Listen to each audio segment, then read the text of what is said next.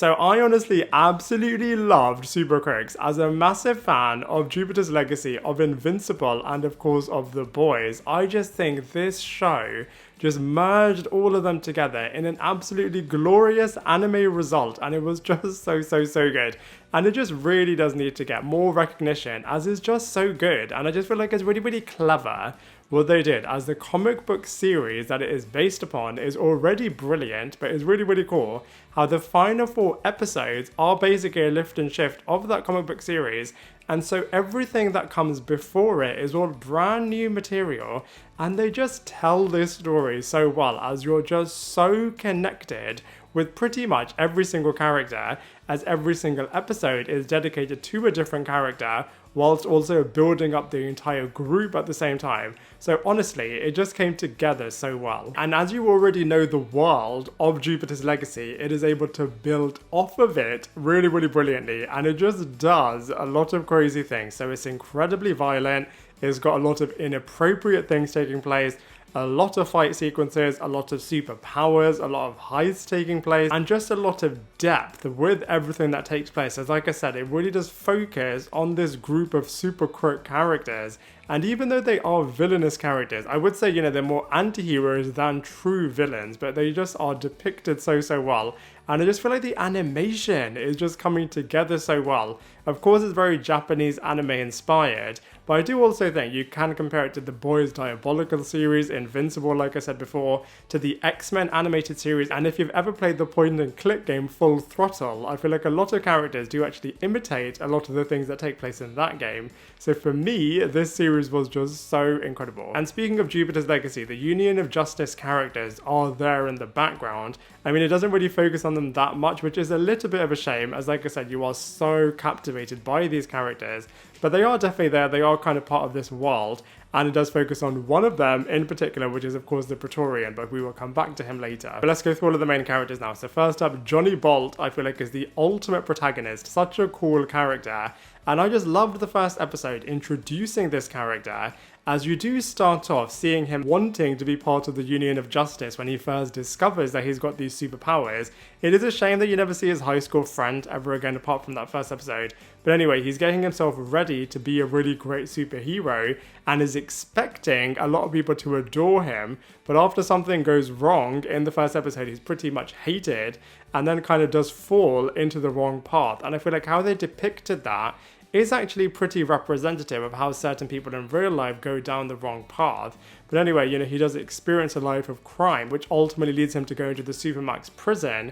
And then when he's reintroduced back into the real world, I feel like, he is a really great character, as he is trying so hard to redeem himself, but he's just so easily giving into peer pressure from his group of friends from back home. And even though Casey is trying to pull him out of this on multiple different occasions, he just can't help himself but going back into that. So I just feel like he is written so brilliantly. And then, as the series progresses, he is just getting cooler and more suave. And just seeing his interaction with all of the different characters, for example, his rivalry with Ghost, of course, his adoring relationship with Casey, how he looks up to Carmine as a bit of a mentor, the rivalry that they create between him and the Praetorian, and then all of the characters under the Praetorian. I just honestly think this guy was just such a brilliant lead character, and I just cannot wait to see who they're going to select to play him in live action. And then speaking of Casey, I absolutely love the pairing of Casey with Johnny Bolt, as firstly she is able to give as good as she gets, and then you're not sure about whether or not she is a superhero in the beginning when you first ever see her, and then you see that her powers is pretty OP actually. She is able to be one of the most powerful characters in this entire world, as she was able to just create illusions in people's minds and just completely destroy their mental thinking, as you do see that when she does do this on human characters, they lead to them becoming basket cases and pretty much ruining their lives. So I do actually think this character is really brilliant, as like I said, her pairing with Johnny Bolt is just so good.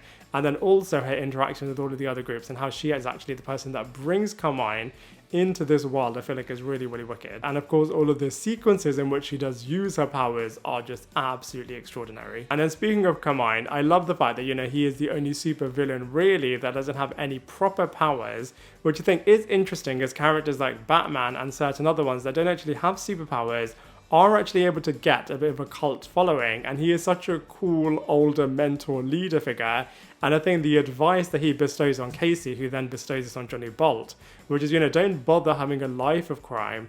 Just do one crime that you get a big payout of, and then try and go on the straight and narrow, which I don't think is real advice that people should be following, but at least in this world, you can see where this guy is coming from. Gladiator was a really, really funny character too, as of course he is a true Union of Justice member, but then he kind of reluctantly gets blackmailed into being part of this group.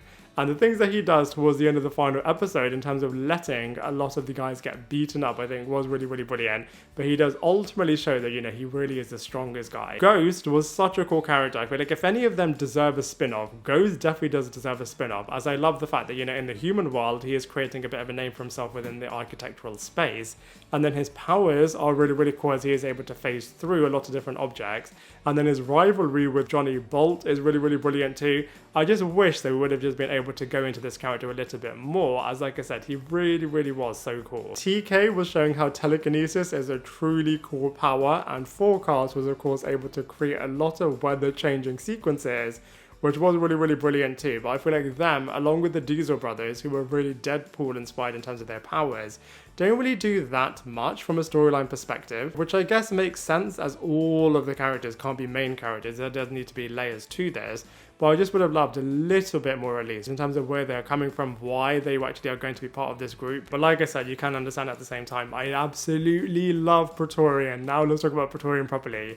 So I loved it firstly, how he is idolized by a lot of the human characters, and he is seen as the true ultimate Union of Justice character, and everybody thinks that he's incredibly good looking, so they are just flocking at him whenever they see him in real life. And I loved his power sequences as well, as he is able to get loads of different powers all the time, and is able to learn from a lot of other superpowered based characters. So he really doesn't have any weakness, really. And then narratively, I loved it that, he is part of the Union of Justice, but actually he is a criminal at his heart and his core, and is always part of the evil group known as the Network. And that cliffhanger when they were showing that, Praetorian is actually on the same side as Matt was just so incredible. And he just freezes everybody, so they can't even do anything about it. And then just everything that transpires with this character, I think it was a really clever move in terms of picking him to be the main representative from the Super Crooks show, he is the person that is going to be the big thwart against these Super Crooks from a Union of Justice perspective. It was honestly written so well. And I just think this character is so, so cool. And I equally can't wait to see who they're going to choose to play him in live action. Surely it has to be Zac Efron. And Matt is exploding a lot of people's heads, like I said, and he is the head and leader of the Network. Very similar power to what we have seen already in The Boys. And his partner in crime was Salamander, and he did kind of choose Salamander to continue leading the Network when he retired. But by the end of the show, he is coming back. And he really does show that, he is a ruthless boss. And I feel like the Network is so interesting as they get all of the other villains to do their dirty work, take money from this, and then even when they get sent to prison, to Supermax prison, this is actually in a beneficial agreement for them, as the government is working with them to create the Supermax prison. So it is such dirty work that all of these evil guys are doing, as they are just profiting from other people doing all of the evil stuff on their behalf. And then are just in so many other different agreements, for example, with the Praetorian as well. So their business model is just so twisted and toxic. But looking at the show as a whole, I thought it was just so incredible. Really, really unexpected. I loved all of the cliffhangers. So shocking. You're really not knowing what on earth is going to happen from episode to episode. Especially if you are familiar with the events of the comic books. I feel like the first chunk, the first 2/3 of this show is so unexpected to you, and I just think it just gets better and better. And then when you do see how it really is a true faithful representation of the comic books in the final 4 episodes, it is just so wicked. And like I said, even though they are anti-hero villainous characters, you really are rooting for them when you really do see how twisted and evil certain other characters are. And speaking of characters, I feel like they introduced the origins of every single one of them so brilliantly. Sure, some of them they could have gone into a bit more detail with, but I just feel like on the whole, from the protagonist and main characters' perspectives, they were just done so well. And I just loved all of the different levels of characters. For example, you have Union of Justice, you have the Super Crooks, you have all of the other villains, you have the human characters, you have Praetorian, who is kind of in a group of his own.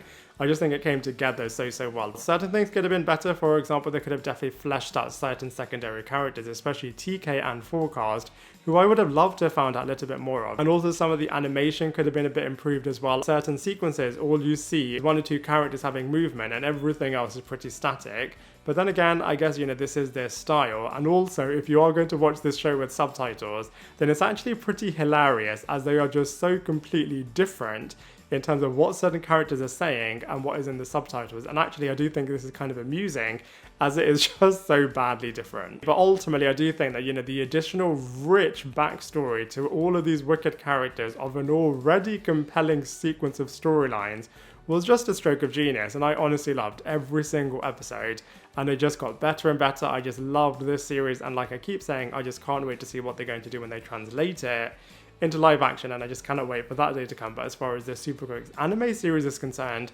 I have to give it a mega 8 out of 10. Now I'd love to hear what you thought of this show, so please let me know your thoughts in the comment section below, and I look forward to seeing you in my next video.